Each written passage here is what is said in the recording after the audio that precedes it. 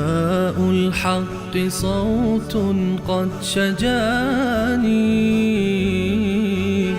وبلغني الحقيقة والأماني وكان لي السبيل إلى المعالي ونورا للهداية والبيان.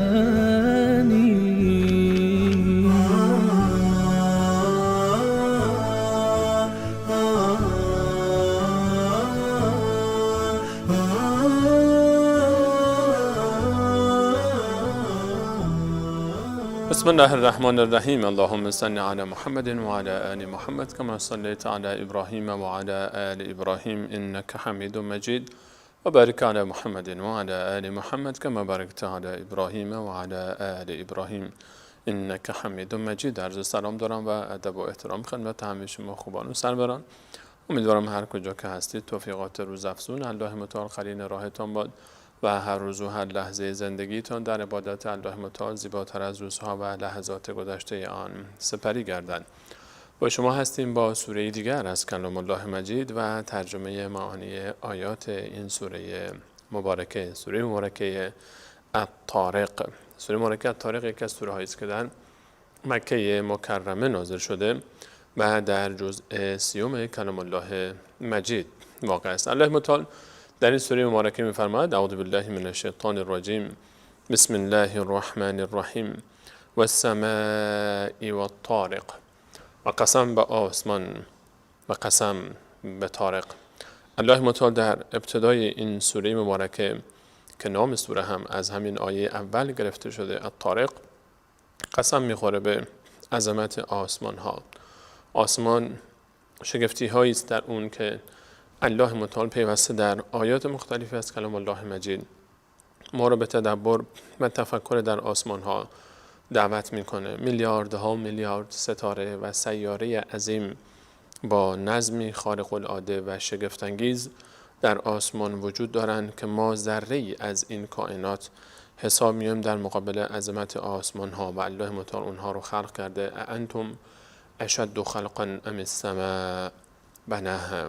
الله متعال میفرماید یا شما آفرینش شما سخت‌تر بود و یا آفرینش آسمان ها با این عظمت و این شگفتی، ستاره هایی که میلیون ها برابر زمین ما هستند، الله متعال اینها رو آفریده است. الله متعال قسم میخوره به عظمت آسمان ها و قسم به آسمان ها و قسم به طارق.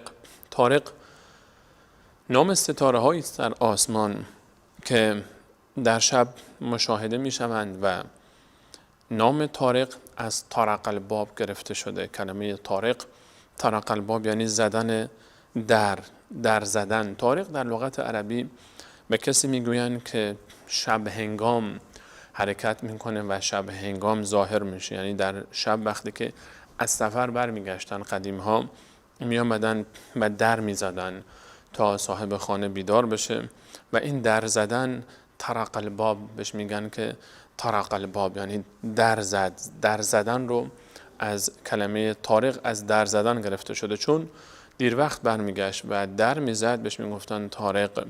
و صدای در زدن و صدای چکش هم استفاده میشه. الطارق شیئی که صدای شبیه صدای در زدن و یا صدای چکش داره. الله متعال برای ما اینجا صحبت از ستاره‌ای میکنه که این ستاره در هنگام نزول قرآن کریم این مجموعه ستاره ها برای ما ناشناخته بودند.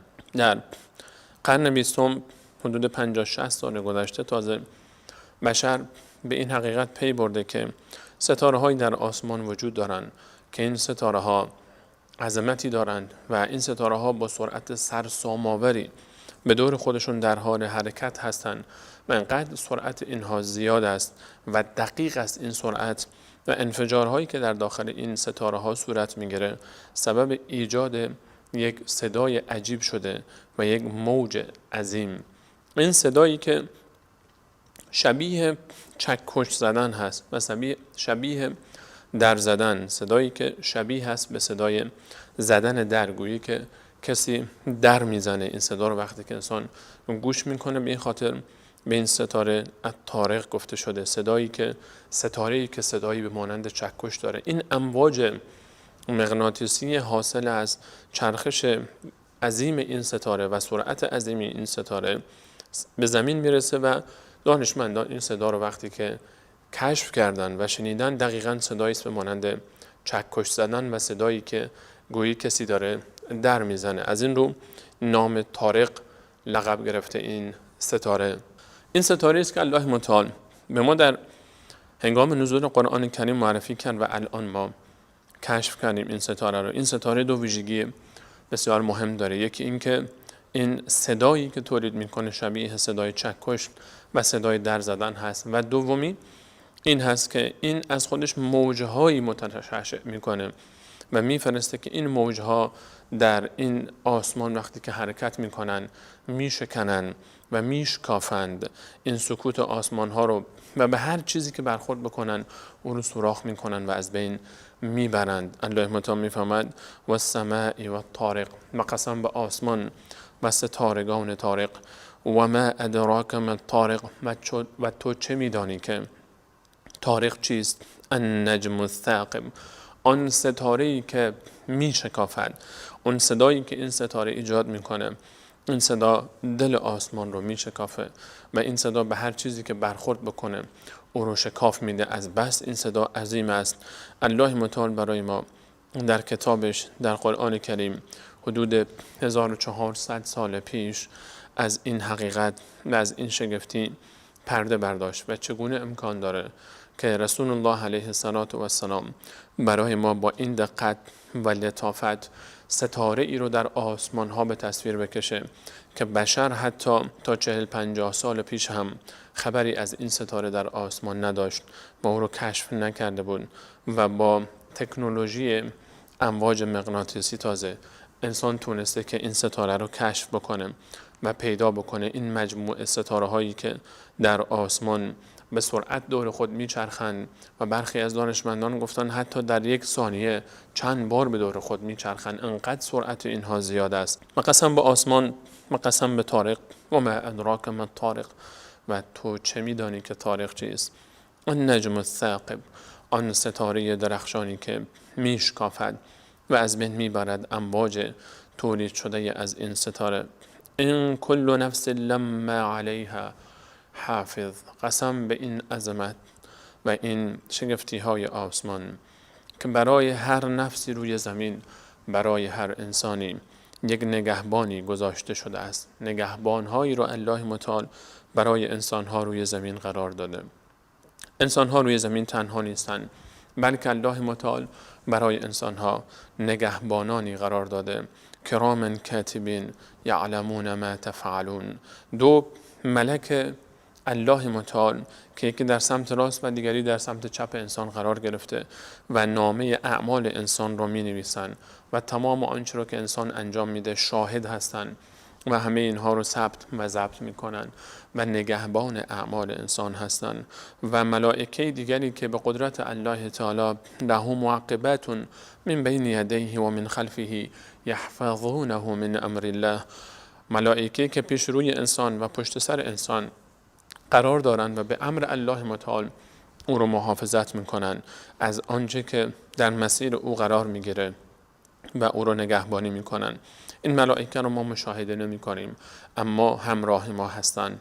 به همراه هر انسانی بلا استثناء در روی این کره زمین الله متعال میفرماید من ملائکه‌ای فرستادم تا شما انسان ها فکر نکنید که بی حساب و کتاب این دنیا، افحسبتم انما خلقناکم عبثا و انکم الینا لا ترجعون، آیا شما گمان میبرید که من الله با عظمت شما را بیهوده آفریدم و به سوی من باز نمیگردید؟ نه، این گونه نیست. این کل نفس لما علیها حافظ، هیچ نفسی نیست و انسانی مگر اینکه من الله متعال برای اون نگهبانی قرار دادم تا شاهد و ناظر بر اعمال و رفتار او باشه و ثبت و ضبط بکنه اینها رو برای روزی که روز قیامت هست، برای اون روزی که حساب و کتاب خواهد بود.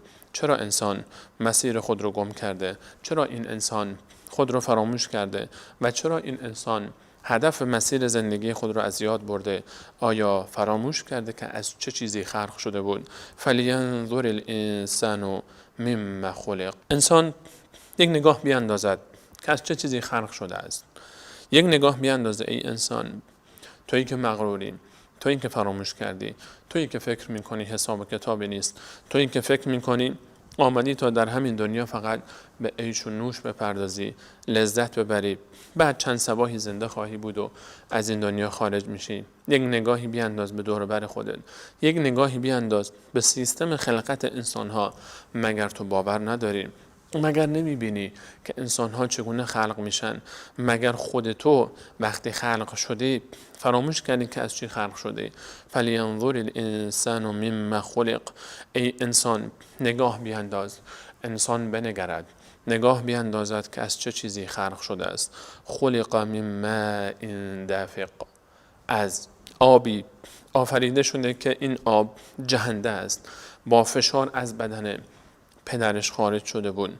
آبی که جهنده است، آب منی، نطفه انسان وقتی که از بدن خارج میشه جهنده است و با فشار خارج میشه. خلق من ماء دافق.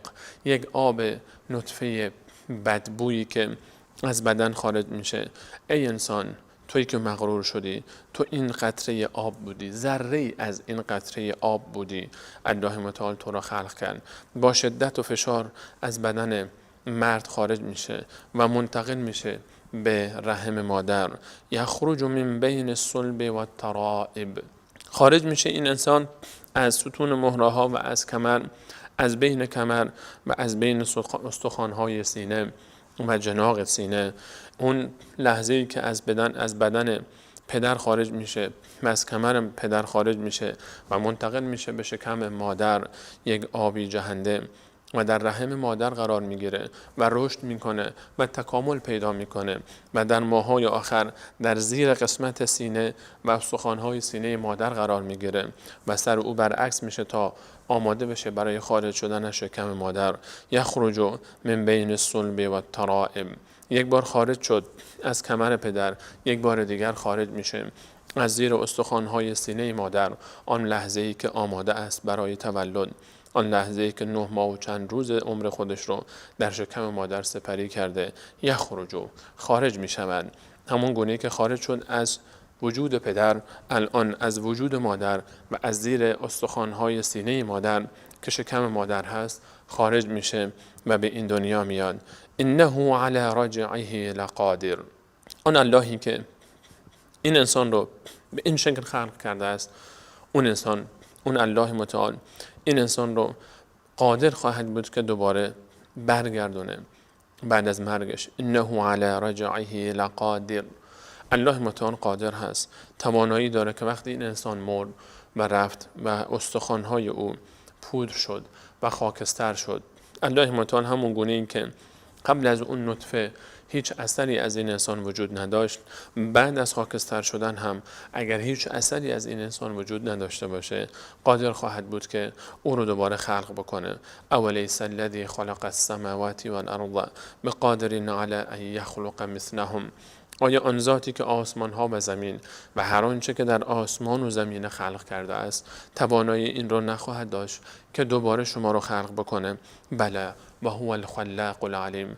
بله که الله متعال قادر است، چرا که او خلاق است، چرا که الله متعال خلقت خود رو با کمال علمش آگاهی داره و میدونه که چگونه شما رو خلق بکنه.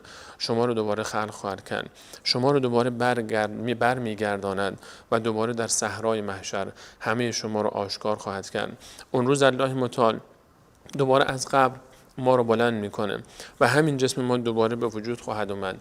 بله قادرین علی ان نسوی بنانه. حتی اثر انگشت ما انسان ها رو به حالت اول برمیگردانه الله متعال و در صحرای محشر حاضر خواهیم شد به پیش الله متعال. اون روزی که یوم تبلی السرائر، اون روزی که آشکار خواهد شد تمام رازهای درون سینه ها، تمام رازهایی که پشت پرده پوشیده بود، تمام آن اسراری که در پشت درهای بسته انجام می شد، تمام آنچه که دیگران خبر ندارن. قلبها اون موقع باز خواهد شد، هیچ چیزی پنهان نخواهد ماند، رازها اونجا هویدا خواهند شد. آماده باش برای اون لحظه ای که رازهای تو آشکار بشه. اگر بیم داری از این که رازهایی که در دل داری، رازی که در سینه داری، رازی که در پشت پرده داری، رازی که پشت در بسته داشتی برملا بشود، از همین الان آمادگی بگیر. اگر حق کسی است از او معافیت طلب بکن، از او حلالیت بطلب. اگر گناهی است توبه بکن. هر سر و رازی که داری آمادگی این رو داشته باش که این روزی که الله متعال راز تو رو آشکار میکنه چه حالی خواهی داشت. یوم تبلی السرائر، آن روزی که رازها آشکار خواهند شد. بترس از اون روزی که الله متعال تمام آنچه رو که نگرانی امروز مردم خبر بشن، الله متعال همه رو نشان خواهد داد. فمن یعمل مثقال ذره خیرا یره، هر کسی ذره کار خیر انجام بده خواهد دید. و من یعمل مثقال ذره شر یره، و هر کسی ذره کار شر و بد انجام داده باشه باز هم خواهد دید. اون روزی است که همه چی آشکار میشه، سری وجود نخواهد داشت. تمام اون شکنجه هایی که پشت درهای بسته، در سیاهچالها، در زندانها، در بازپرسی ها، در خانه های تاریک انجام شد، تمام اون مظلومانی که در پشت درهای بسته فریاد اونها رو کسی نشنید، اما الله متعال و ما کان ربک نسیا، الله متعال هرگز این چیزها رو فراموش نخواهد کرد. الله متعال همه اینها رو ثبت و ضبط کرده. انه علیم بذات الصدور، حتی در دل این شخص چه میگذشت الله متعال خبر داره. همه اینها ثبت شده. فکر نکن که اینها فراموش شده. اگر ظلم کردی فکر نکن تویی که ظلم میکنی ظلم تو رو کسی ندیده است. تویی که قتل کردی فکر نکن که اون کسی رو که کشتی اون رو کسی مشاهده نکرده است. ظالم گمان مبرد که مظلوم دیگر از بین رفته و رازی که پشت پرده بود، پشت دیوارها و درهای بسته بود، آشکار نخواهد شد. خیانتی که انجام شده در حق کسی، اون آبرویی که پشت سر کسی ریخته شده، گمان مبر که اون روز آشکار نخواهد شد. اون روز همه اسرار آشکار خواهد شد. اگر رازی داری که از آشکار شدنش میترسی، از همین الان از صاحب اون راز، از صاحب اون حق حلالیت بگیر. قبل از این که یوم تبلی السرائر فرا برسه، روزی که تمام رازها آشکار خواهد شد و آن روز حساب کتاب سختی پیش روی من و توست. اون روز کسی به درد من و تو نخواهد خورد. فما له من قوة ولا ناصر، در آن روز هیچ قدرتی نخواهد بود که انسان رو از عذاب الله متعال نجات بده. در آن روز هیچ یاوری نخواهد داشت انسان، نه انسان خودش توان و قدرتی داره تا به خودش کمک بکنه، نه کسی بیاره یاری انسان خواهد رسید. یوم یفر المرء من اخیه، حتی برادر تو از تو میگریزد و امه و ابیه، حتی انسان از پدر و مادر میگریزد و پدر و مادر از فرزند خود فراری هستند. و صاحبته و بنیه، و همچنین انسان فرار میکنه از همسر خود و از فرزند خود. فرزند انسان میگریزد و همسر انسان از انسان میگریزد. اینها عزیزترین افراد زندگی انسان هستند، چه برسه به دیگران. اون روزی که هیچ کدوم از اینها به درد من و تو نخواهد خورد. یوم لا تجزی نفس عن نفس شیئا، اون روزی که هیچ نفسی به جای نفس دیگری مؤاخذه نخواهد شد. ولا یقبل منها شفاعت، و شفاعت هیچ کسی در حق هیچ کس دیگری قبول نخواهد شد. کسی که خودش انسان بدی بوده، مشرک بوده، کافر بوده، رابطه‌ای با الله متعال نداشته، نمیتونه که امید داشته باشه به شفاعت دیگران. فما تنفعهم شفاعت الشافعین، اون روز شفاعتگری هم در حق این انسان به دردش نخواهد خورد. فما له من قوة ولا ناصر، اون روز هیچ قدرتی نیست، هیچ یاوری نخواهد بود. نه پارتی وجود داره به مانند این دنیا که با یک تماس تلفنی بشه که انسان پارتی پیدا بکنه، سفارشش رو بکنه. نه رشوه میشه داد که انسان پولی بده و بتونه اونجا کسی رو بخره تا کارش رو راه بیندازه، و نه پولی خواهد بود که انسان توان این رو داشته باشه که پرداخت بکنه، که به فرض اگر داشته باشه هم کسی قبول نخواهد کرد. نه خانواده‌ای، نه نیروهایی، نه اسکورت و لشکری، نه قبیله‌ای و نه هیچ کس و هیچ کس به درد من و تو نخواهد خورد. تو، من، ما در برابر الله متعال تنها حاضر خواهیم شد یوم تبلی السرائر و تمام رازهای زندگی ما آشکارا در پیش روی ما و دیگر عالمیان قرار خواهد گرفت و حساب کتاب ما آغاز خواهد شد. فما له من قوة ولا ناصر، و هیچ قوتی و نیروی و یاوری به درد من و تو نخواهد خورد. و قسم به آسمان و السماء ذات الرجع، بار دیگر الله متعال قسم میخوره به عظمت آسمان ها، اون آسمانی که باز میگرداند. و السماء ذات الرجع، آسمان برای زمین نقش بازگرداننده داره. آسمان طوری خلق شده که الله متعال او رو نقش بازگردانگی داده و باز میگردونه آنچه رو که الله متعال از سمت آسمان میفرسته به سمت زمین. آسمان به مانند سقفی برای زمین قرار گرفته که وقتی از زمین بخار آب حرکت میکنه میره به سمت آسمان، اینها به شکل ابری درست میشه و برمیگرده و دوباره میریزه باران به زمین و دوباره میره به دریا و این چرخه باران هی میره و برمیگرده. آسمان برمیگردونه این حکایت رو. و از بالا هم اون اشعه هایی که از ستاره های دیگه به سمت زمین سرازیر میشن و مضرن برای زمین، وقتی که به آسمان میرسن آسمان اینها رو برمیگردونه و منعکس میکنه و اجازه نمیده جز آنچه که مفید است. اتمسفر زمین اجازه نمیده تا اینها به داخل زمین داخل بشن. آنچه که مضر است جلوی اون گرفته میشه و آنچه مفید است میره داخل میشه به آسمان زمین. و السماء ذات الرجع، و قسم به آسمانی که باز میگرداند، چه از قسمت پایین به سمت زمین و از چه قسمت بالا از آنچه که از ستاره ها و سیاره های دیگه به سمت زمین حرکت میکنن. والارض ذات الصدع، و قسم به زمینی که شکاف برمیداره و زمینی که میشکافد و زمینی که از داخل او دانه ها خارج میشه، گیاهان خارج میشن و از داخل او چشمه ها می جوشن و از داخل او درختان حرکت می کنن و سرسبز می کنن زمین رو و شما از اونها استفاده می کنید.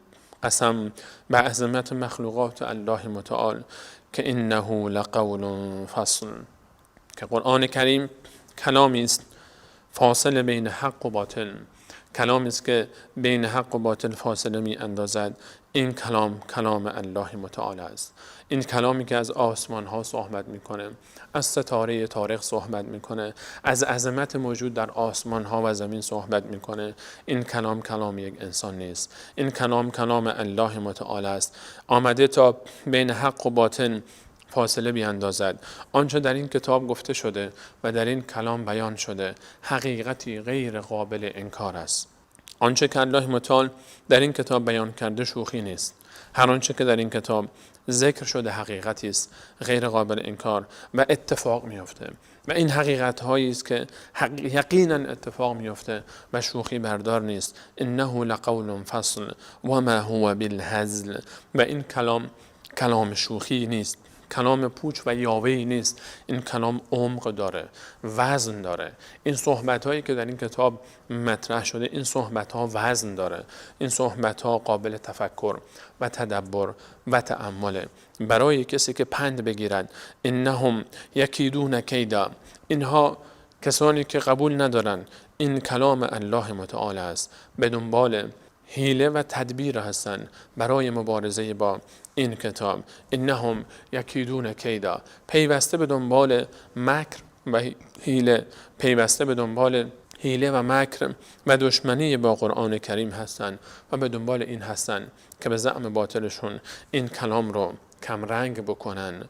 و اکید و کیدا، من الله با عظمت هم حیله و تدبیر خود رو به کار میگیرم و تدبیر خود رو انجام میدهم در برابر اینها. این گونه نیست که فقط اینها حیله بکنن و تدبیر داشته باشن.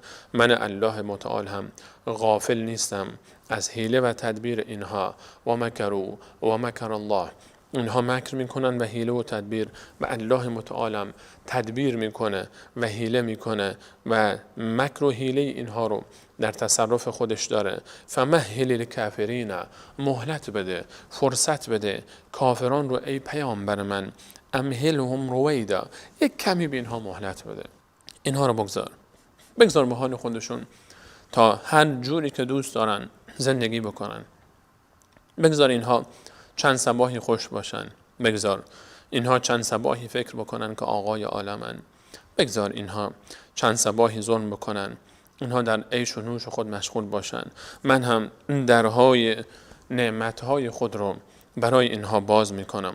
فتحنا علیهم ابواب کل شیء فلما نسوا ما ذکروا به، وقتی که اینها فراموش میکنن اون چیزی رو که پند داده میشه به اونها، فتحنا علیهم، من الله با عظمت باز کردم به سمت آنها ابواب کل شیء، درهای هر چیزی رو، هر نعمتی رو به اینها دادم. حتی اذا فرحوا بما اوتوا، تا آن که سرمست میشوند از آنچه که به آنها داده شده است، اخذناهم بغتة، یک بار اینها رو میگیرم، فاذا هم مبلسون، یک بار ناامید و غافل از همه چیز، نمیدانن که چه کار بکنن.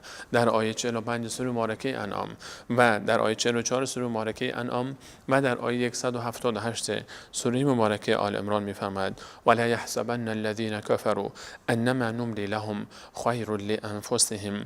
آیا کسانی که کافر هستند و من با آنها مهلت دادم گمان میکنن که این مهلت دادن من به خاطر این است که خیر آنها را میخواهم؟ هرگز این گونه نیست. انما نملی لهم لیزدادوا اثما، من با آنها مهلت میدهم تا بیشتر گناه بکنن و بیشتر عذاب بشن. فمهل الکافرین امهلهم رویدا انهم یکیدون کیدا، اینها به دنبال حیله و تدبیر و دشمنی با مسلمین هستند. من الله با عظمتم میدانم که با اینها چی کار بکنم. من هم تدبیر و حیله خود رو دارم. اینها رو مهلت بده، مهلتی بسیار کوتاه. امهلهم رویدا، ولو اینکه 40 سال باشه، ولو اینکه 50 سال و یا 100 سال هم طول بکشه. مهلت 100 ساله زندگی دنیا در برابر میلیاردها سال زندگی آخرت هیچ حساب نمیشه. مهلت بسیار اندکی است که اینها زندگی میکنن. بگذار اینها هر جوری که میخوان زندگی بکنن. من الله با عظمت میدانم که چگونه یوم تبلی السرائر، آن روزی که همه اسرار آشکار گردد، چگونه با اینها معامله بکنم. فما له من قوت ولا ناصر، آن روزی که نه قدرتی نه قوتی و نه یاوری و نیروی یاری دهنده‌ای در خدمت آنها خواهد بود تا از آنها دفاع بکند.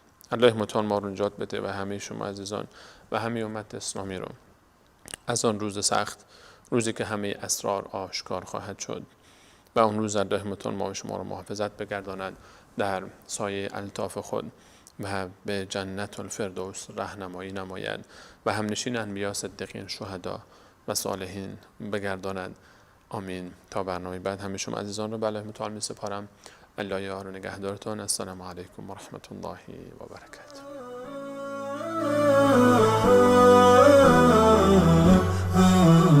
نداء الحق صوت قد شجاني وبلغني الحقيقة والأماني وكان لي السبيل إلى المعاني